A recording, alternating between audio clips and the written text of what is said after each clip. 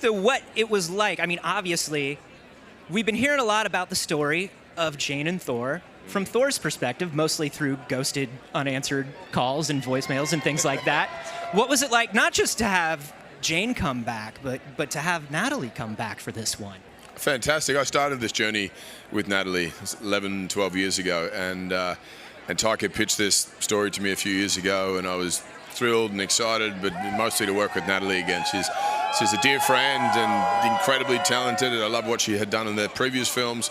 But she and all of us were excited to see a different side of the character, and that's what we have in this film, which is really, really cool. Yeah, and talking about that journey, you are now the first actor, the first Marvel hero to have 4 solo films. That's kind of crazy, huh? That's cool, yeah. That's exciting and humbling, and I don't know if they're trying to usher me out to the finish line quickly and get on with it, but either way, I'll take it. And they sit you down and they're like, now, you know, Chris, everybody else did 3, so... That's right. Well, we squeeze one more out of you? Sure.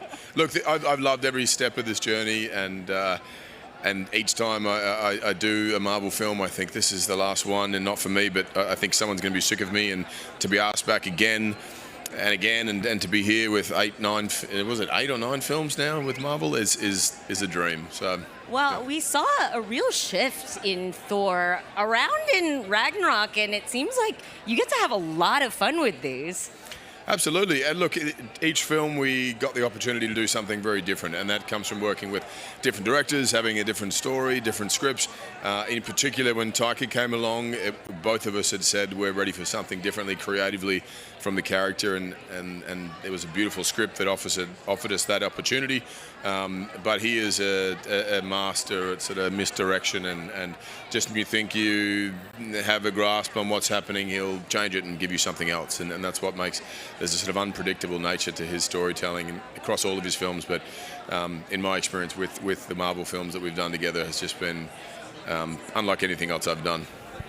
In Ragnarok, we saw Thor kind of trying to come to terms with who his family is and who he is, and sort of being comfortable with himself.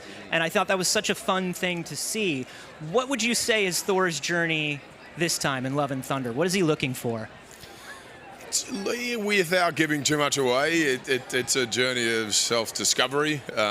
There's obviously a love story in there. You know, I think Taika wanted to make a romantic comedy set in space, and it's that, and it's crazy and wild and unique and different. And you know, yeah, as I said, as to speak to the journey of the character, you'll have to tune in and see.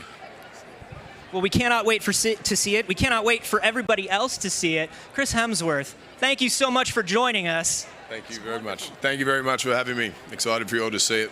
Have a great night.